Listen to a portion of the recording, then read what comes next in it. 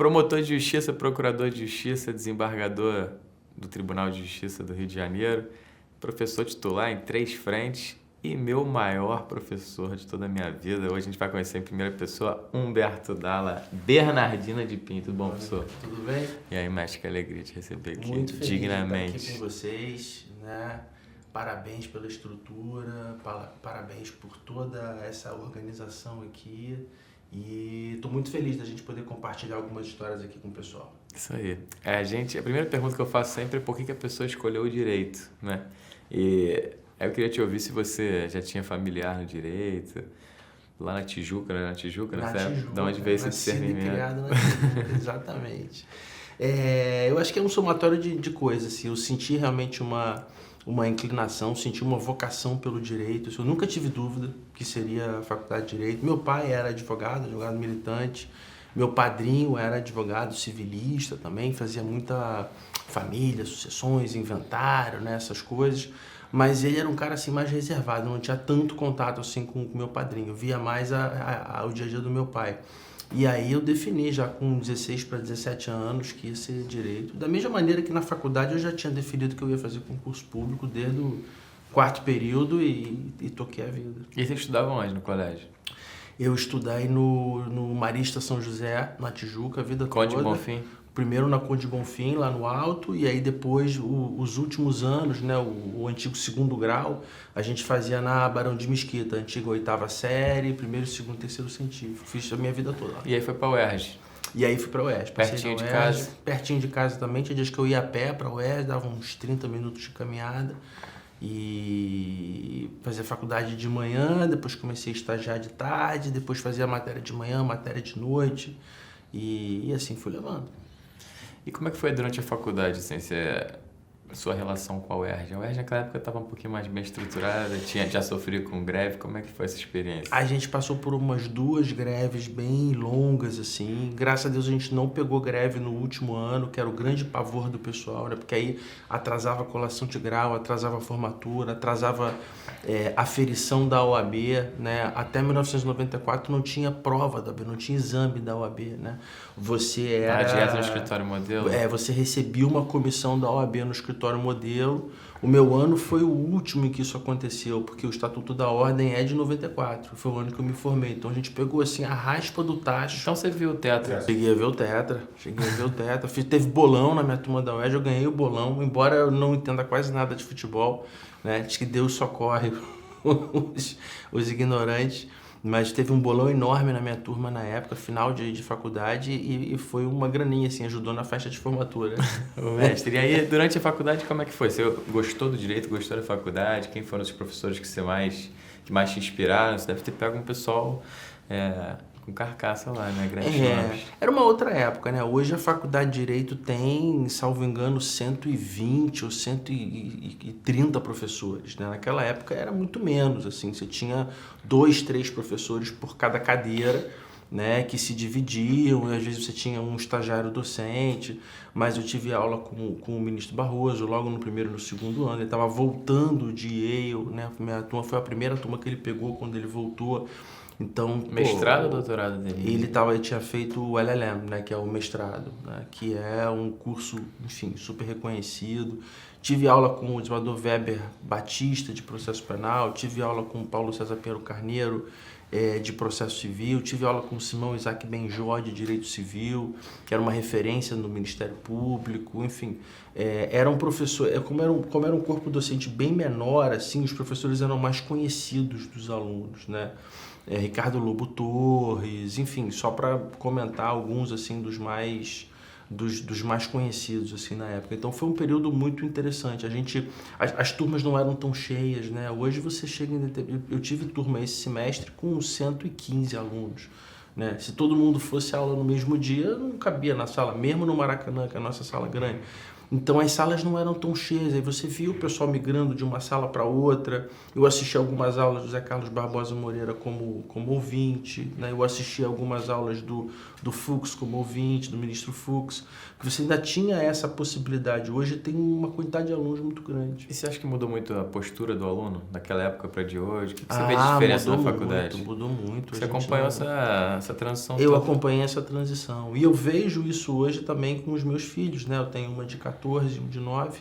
Então, você vê que a relação do aluno com o professor ela foi mudando. Antigamente era uma relação muito cerimoniosa, uma relação muito quase que sacralizada, assim, né? A gente chamava o professor de senhor, o professor chegava em sala de aula, a gente automaticamente sentava, ficava, né? Hoje em dia não, hoje é uma relação que eu acho que está até informalizada demais, né? E acho que a nova geração, ela resiste a uma mudança nesse sentido, né? Por que você acha que teve essa erosão assim do respeito, Eu acho que um somatório de fatores, assim, o que mais me chama atenção hoje é muitas vezes o aluno não, você tem que dar o comando várias vezes, né? Assim, gente, vamos começar a aula, pessoal, guarda o celular, pessoal.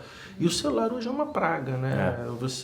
Tanto que o pessoal que trabalha aí com metodologias ativas está advogando a tese de que o professor tem que trazer o celular para dentro da narrativa da sala de aula, né? Então, fazer dinâmicas em que as pessoas tenham que pegar no celular, fazer perguntas e respostas, fazer quiz, fazer Kahoot, né? Tem gente já sustentando que como você não vai conseguir afastar o aluno do celular, você tem que trazer o celular para dentro da dinâmica da sala de aula. É um desafio. É um desafio. Mas aí você se formando, você já sabia que queria ser promotor? Já sabia. Você estagiou no Ministério Público? Eu estagiei no MP Federal durante 2 anos, mas o MP Federal na época, salvo engano, precisava ter um tempo de formado e não tinha concurso para abrir. E logo no ano que eu me formei, 94 para 95, abriram vários. Concurso tem isso, né? Às vezes fica 2, 3 anos sem abrir nada e no quarto ano abre tudo. Então naquele ano abriu Defensoria, abriu MP, abriu Polícia Civil, abriu Procuradoria do Estado, abriu Juiz, abriu tudo. Eu me inscrevi em tudo que podia, na época só não podia fazer para juiz, porque tinha acho que 2 anos, 2 anos de estágio mais 2 de formado, ou 3, não me lembro. E aí fui passando, passei na primeira fase da Defensoria, passei na PGE, passei no MP. Aí depois na Defensoria eu fiquei na terceira específica, na PGE eu passei, no MP eu passei. Aí o concurso do MP andou mais rápido e eu acabei entrando. Tomei posse em setembro de 95. E aí foi trabalhar onde? Aí a gente entrou, eu tomei posse no dia 22 de setembro. Aí fiquei uma semana em Teresópolis e aí depois comecei a rodar. Mas a partir de 95, eles começaram a organizar aqueles serviços, as funções eleitorais, né, que passaram a ser gratificadas. Então, muitos promotores mais antigos optavam para ir para o interior para conseguir receber essa gratificação. E isso acabou sendo positivo, porque eu não precisei ir para o interior. Eu tinha estado numa boa colocação no concurso, eu fiquei rodei Itaguaí, rodei Santa Cruz, Campo Grande, Baixada, Bangu, acabei não indo para comarcas muito distantes.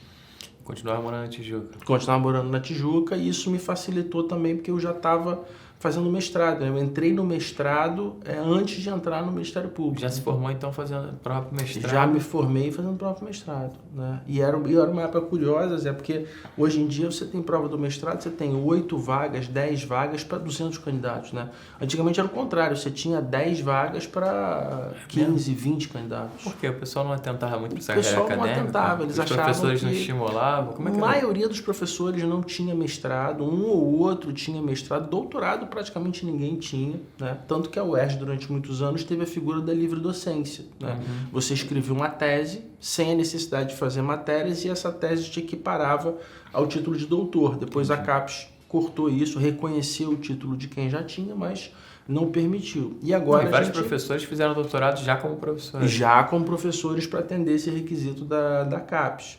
E agora a gente está querendo voltar com a livre docência, mas dentro dessa etapa de formação. Quer dizer, o sujeito faz o mestrado, faz o doutorado, faz o pós-doutorado, faz a livre docência, né, que é mais ou menos o sistema que funciona hoje na USP. Mas a livre docência, ela dá direito de lecionar na instituição? Não tem uma história dessa ou não necessariamente é um título? Não, a USP, por exemplo, usa a livre docência como critério de acesso para titularidade. Então, só pode se inscrever no concurso para titularidade quem é livre docente, né? Não sei se algum dia já foi questionado, mas eu acho até um pouco duvidoso isso, em função do princípio da ampla concorrência, né? Do concurso público, mas enfim. Mas a ideia nossa é criar realmente mais um degrau na vida acadêmica, mas isso não geraria automaticamente um direito de lecionar naquela instituição, né? Historicamente, a livre docência está ligada ao fato do sujeito ter acumulado uma quantidade de conhecimento, uma expertise, né? Um know-how que ele está apto a lecionar em qualquer instituição. Essa que é a ideia original. A ideia é retomar isso na UERJ. A ideia é retomar isso na UERJ como um caminho aí dentro da formação acadêmica, né? Dentro daquela ideia de que a formação ela tem que ser continuada, né? E sempre com o objetivo de crescer e atingir níveis mais profundos. A gente já apresentou isso e está tramitando lá nos órgãos administrativos. Legal. O seu mestrado foi em Direito da Cidade, né? Foi em Direito da Cidade. Que era a primeira linha que teve. A UERJ teve o primeiro mestrado, salvo engano, em 1991, em Direito da Cidade. Em 1993, talvez, começou o mestrado em Direito Civil.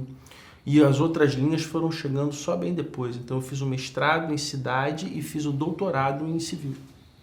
Não tinha processo? Não tinha processo. Processo nós fundamos, eu e o professor Paulo César fundamos o mestrado em processo, mas aí eu acho que a gente já estava em 1998, 99, e o doutorado já nesse século, talvez 2001, 2002. Mas o mestrado foi em qual tema?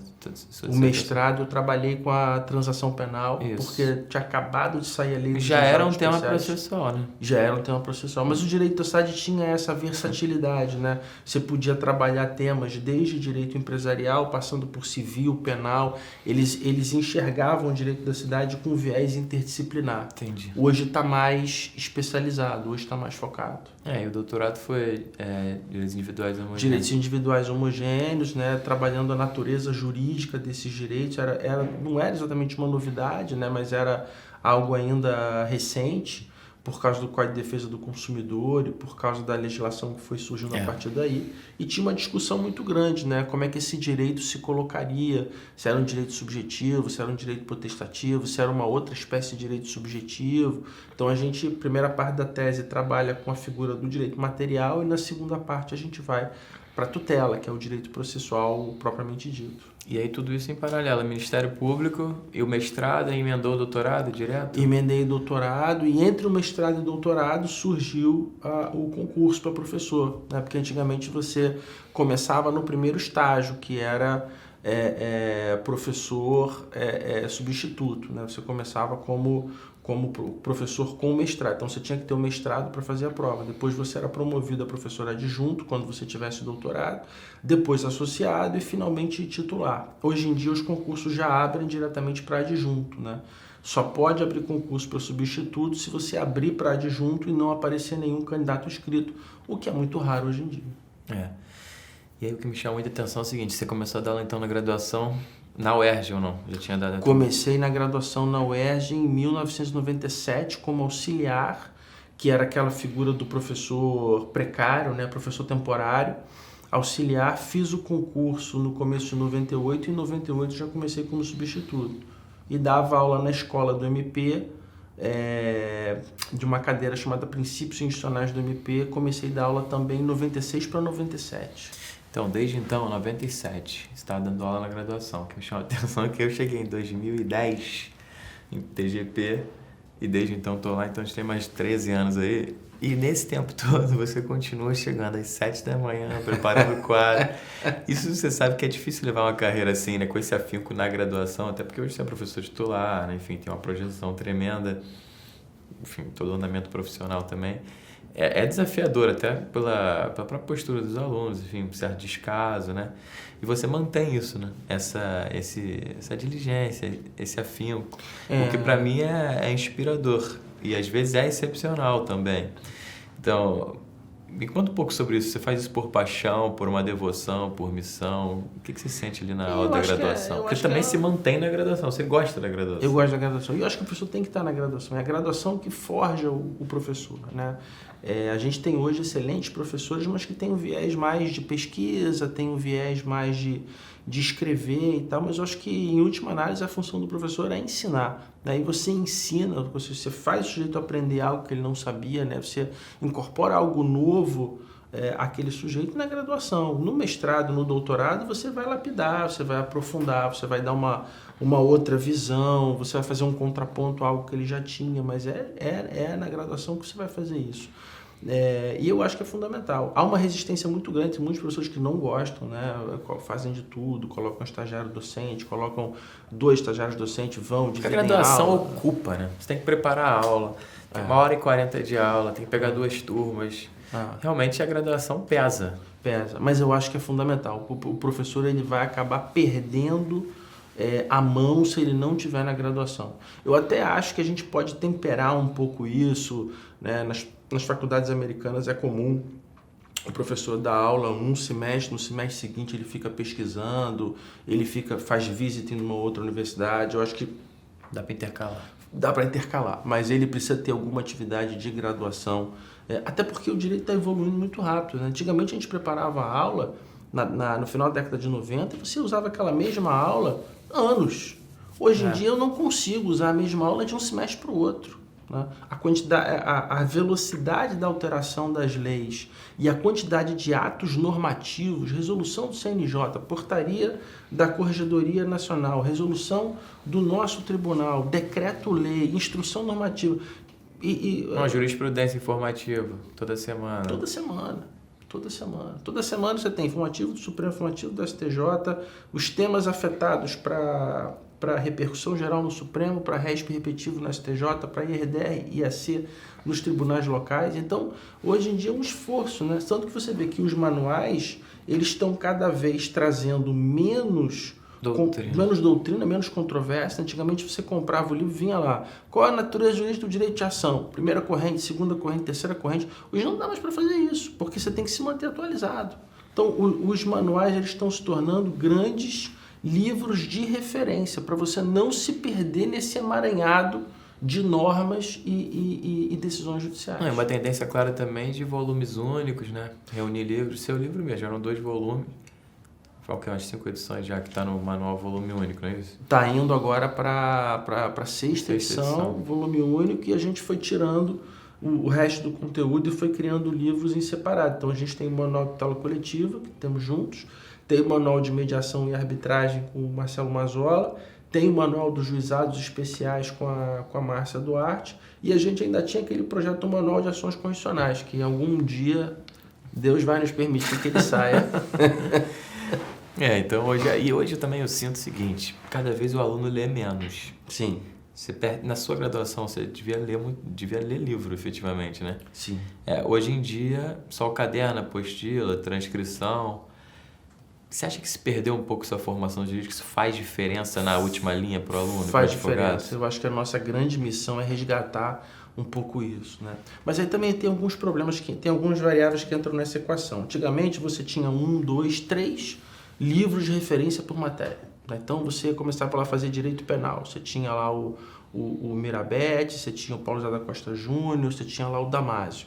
Invariavelmente os professores iam indicar dependendo da escola do cara, se ele era causalista, se ele era finalista, ele indicava um livro, indicava outro. Hoje você tem dezenas de livros, né? Processo civil a gente tem talvez uns 25 livros muito bons de processo civil. Então o aluno não tem como se manter atualizado. É impossível, né? Ainda que você coloque 5 livros, é impossível o cara comprar 5 livros de cada disciplina. Ele não vai ter nem tempo de ler isso na faculdade. Mas eu acho que a coisa descambou demais, né? Hoje o aluno ele acha que ele não quer ler, ele não lê, ele quer acompanhar Twitters, ele quer acompanhar pequenos vídeos no YouTube, Reels. Eu acho que aí a coisa também passou muita conta, né? Um caminho para isso que algumas faculdades fazem é contratar os seus professores para elaborar apostilas, né? Então você elabora uma apostila, um material base, um índice, quase que um índice, né? Um sumário, um material de 80 a 100 páginas, e a partir dali você coloca os links, olha, sobre essa matéria aqui, leia o livro tal, sobre essa matéria aqui, leia o livro tal. E aí você consegue otimizar isso. A gente está precisando buscar um meio termo, sim. Você acha que também teve um empobrecimento da linguagem? Você corrigindo prova, você acha que os alunos estão escrevendo cada vez pior ou escrevendo menos? Sim, porque a gente passou e está passando por uma transformação muito grande da linguagem falada para a linguagem escrita, né? Então hoje praticamente ninguém mais pega o telefone e liga para a pessoa. Né? As pessoas mandam mensagem e ao mandar mensagem a tendência natural é o quê? É abreviar, é usar palavras curtas, é usar siglas, né? É usar gírias, e isso acaba se traduzindo. Quando a gente tem que escrever um texto mais formal, um texto mais sério, ele não tem no background, ele não tem ali na reserva dele palavras para utilizar aquilo.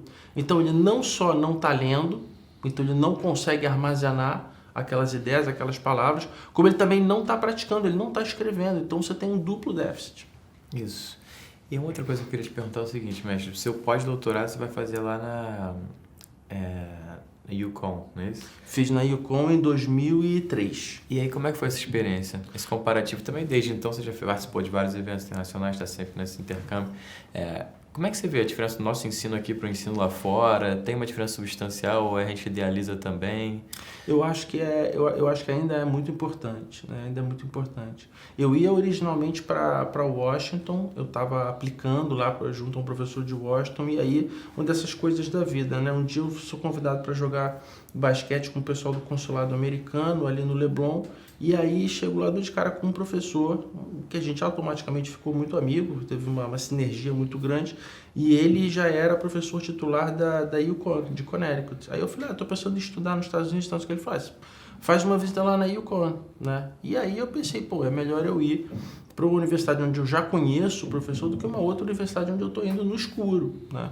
E aí fiquei um período lá de 3 ou 4 meses, de 2002 para 2003, tirei férias aqui no MP, mais licença prêmio para poder dar o tempo, tirei férias na UERJ e consegui fazer isso. Foi uma experiência muito enriquecedora mesmo. Hoje a coisa está até mais dinâmica, né? Coimbra, por exemplo, você passa 15 dias em julho, 15 dias em janeiro, um total de 30 dias fora, e o resto você fica aqui pesquisando, trabalhando. Tem outras universidades que exigem que você fique presencialmente lá um período maior. Cada uma tem a sua dinâmica, né? Mas você ter a oportunidade de observar como outros ordenamentos jurídicos funcionam, como outros professores lecionam, como outros alunos se comportam em sala de aula, essas dinâmicas culturais, isso é muito enriquecedor. Lá nos Estados Unidos, acho que na Europa também, tem muito de dedicação integral e exclusiva do professor, né? Tem muito professor que é só professor, né? Entre aspas.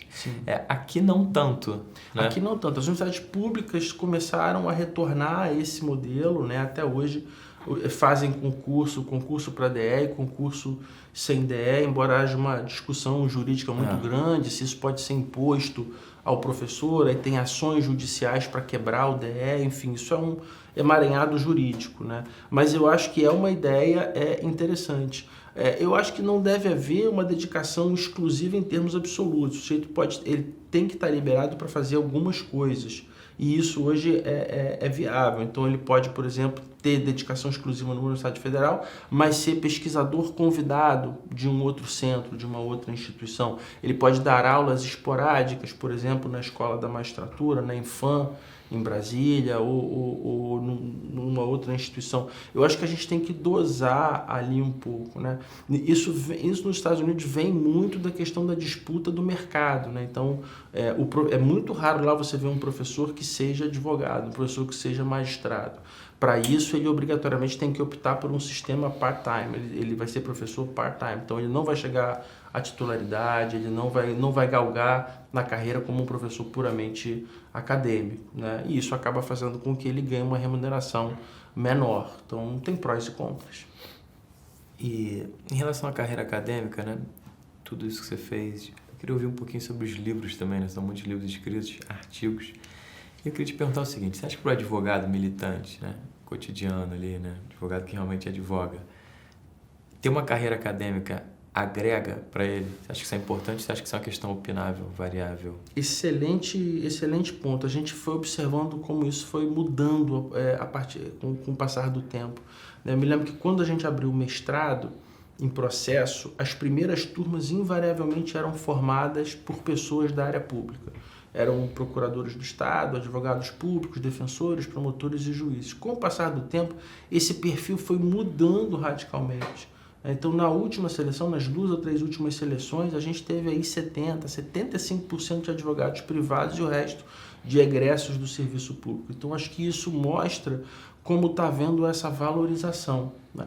Alguns anos atrás, o advogado ele era valorizado no escritório, na empresa, quando ele tinha um mestrado fora.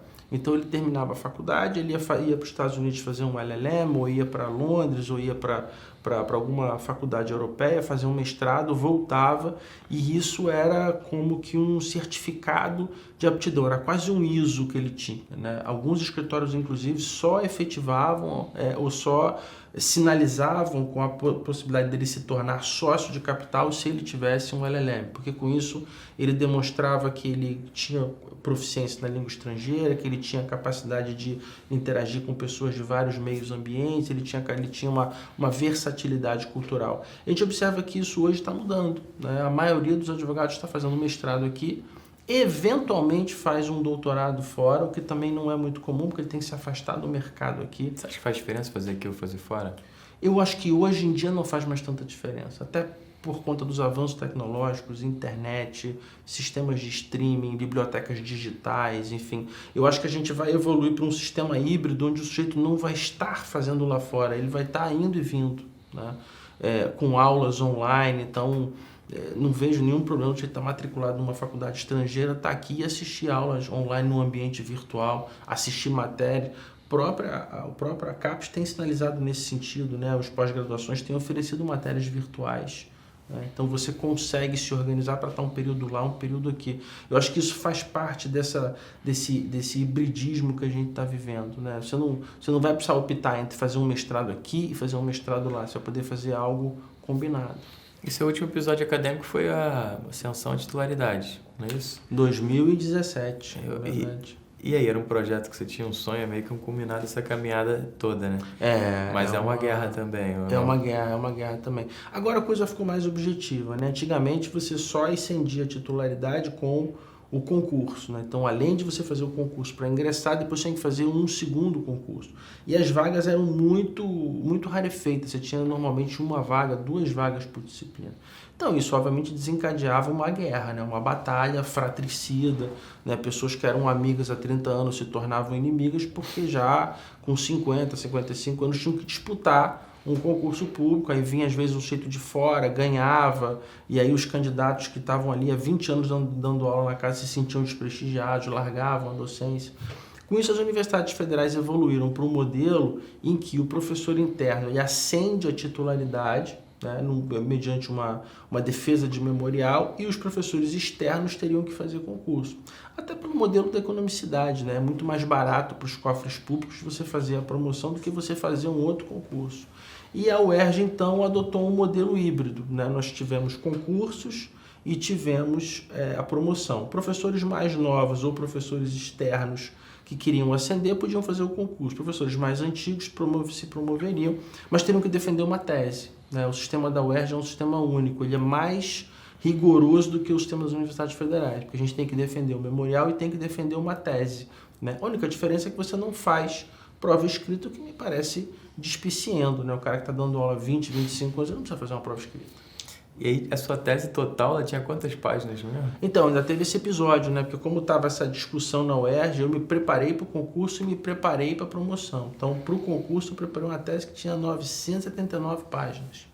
E aí, quando finalmente saiu a regulamentação da promoção, eu preparei uma versão menor, com 350, 400 páginas, adaptei, e a versão grande ainda está lá, não publiquei. Cadê essa versão? Me empresta. Tá lá ainda. Vai ter que ser atualizada, né? 2017 para final de 2023 tem muita coisa para mexer. Mas a gente foi trabalhando algumas daquelas questões, né? E de novo, como a gente falava no começo, né? Para você ver como é que o direito está evoluindo rapidamente. Outro dia eu estava lendo, tem trecho ali que já não dá para publicar, porque já mudou tanto. Depois da pandemia, online, juízo 4.0, 100% digital, discussões sobre o que você tem que reescrever. E em relação à carreira profissional, né? Você foi promotor de justiça quantos anos? Eu entrei com 23 95. para 24 anos. Entrei em setembro de 95. E você é promovido para procurador quando? A carreira está muito 19? lenta, né? Eu fui promovido a procurador durante a pandemia. Foi, se não me engano, 2021. 2021, mas 2021. aí logo, um ano depois já... Daí já eu fiquei acho que 11 meses como procurador. Eu acho que eu fui promovido em junho de 2021, se não me falha a memória, e tomei posse depois como desembargador em maio de 22. Então, muito rápido. E em relação a esse projeto de ser desembargador e para o tribunal, quando é que surgiu isso na sua mente? Que também é uma caminhada aí também cheia de...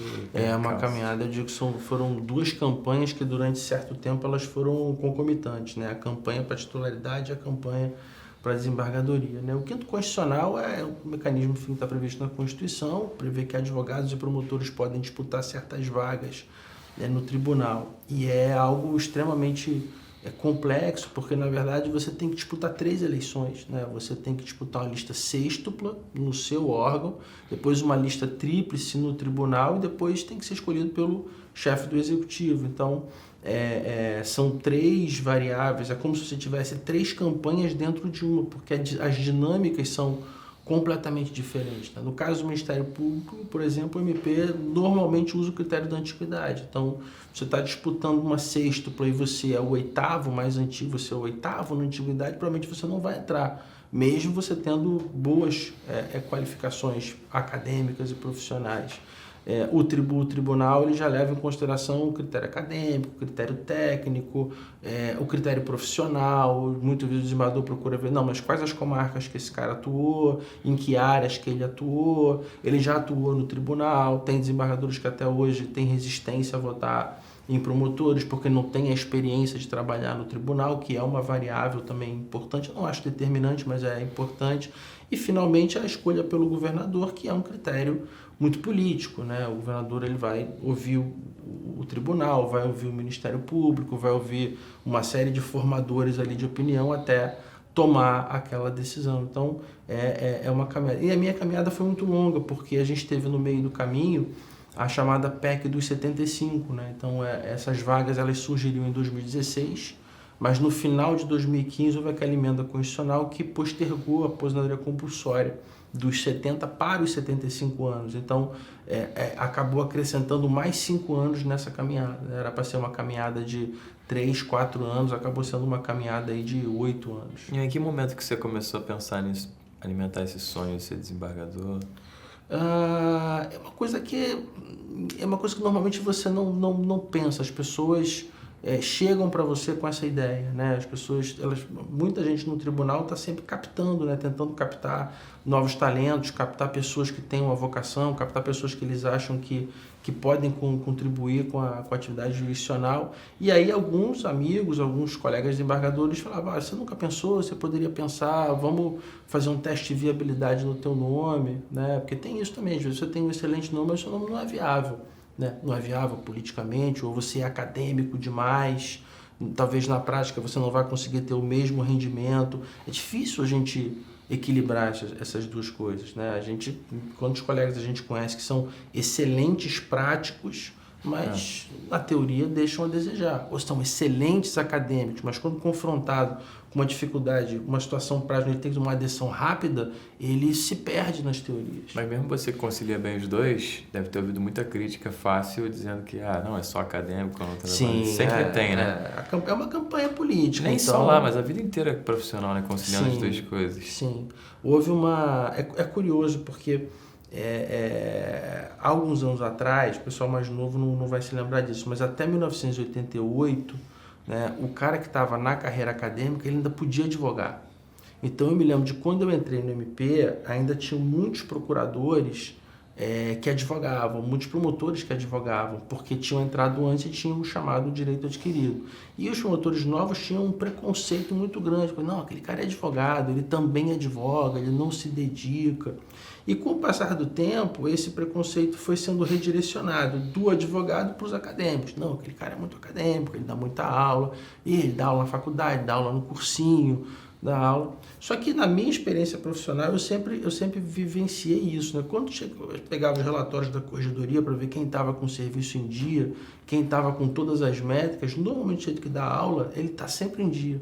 Porque uma coisa impulsiona a outra, né? Você está estudando para dar aula e você acaba despachando o processo mais rápido, você tem mais desenvoltura, a aula te obriga a ficar atualizado em todas. Você imagina agora, vai mudar o Código Civil, imagina essa loucura. Quem não tá... A gente vai ter que se atualizar, não só por dever de ofício, mas porque a gente dá aula. Não tem como você dar aula de processo sem você saber o que está acontecendo no direito civil. Então a gente automaticamente vai se atualizar mais rápido e vai se familiarizar com as controvérsias que estão surgindo mais rapidamente. Imagina o jeito que está lá numa vara criminal, que está lá num júri, que está lá numa... Para ele vai ser mais difícil, né? Então eu acho que é fundamental você manter algum tipo de atividade acadêmica. Não necessariamente dar aula, mas fazer um mestrado, fazer uma pesquisa, estar em algum grupo de pesquisa, interagir no ambiente acadêmico, né? Isso faz com que você fique muito mais... esse processo de atualização é muito mais dinâmico para você. Ô mestre, o último ponto que eu queria te perguntar é o seguinte, né? Agora na experiência na magistratura, você tem, já via antes, mas agora mais, né? É a atuação de muitos advogados, né? O que você tem visto de boas práticas ou de erros comuns? O tribunal talvez tenha uma advocacia um pouco mais qualificada. O que você vê assim da advocacia, o cenário da advocacia atual? O que falta para o advogado? Como ele poderia atuar melhor? É curioso, porque o tribunal realmente te dá a oportunidade de visualizar, né, de ter uma visão 360 graus. Eu sempre ouvia isso de desembargadores mais antigos, né? Você como advogado, você vai conhecer bastante processo, você como promotor, você como procurador de Estado, mas só como desembargador ou como ministro no Tribunal Superior que você vai ter realmente uma visão 360, né? Você vai conseguir ver o processo desde a petição inicial, passando pela sentença, pelo recurso, pela execução, pelos incidentes. Então isso te dá a oportunidade de visualizar como que as pessoas conseguem usar, né, não só a criatividade, mas também as habilidades. Então eu vejo alguns advogados que nem têm credenciais acadêmicas, mas têm uma extrema criatividade, conseguem ter a capacidade de criar teses jurídicas, né, onde você fala, pô, eu nunca tinha pensado nisso.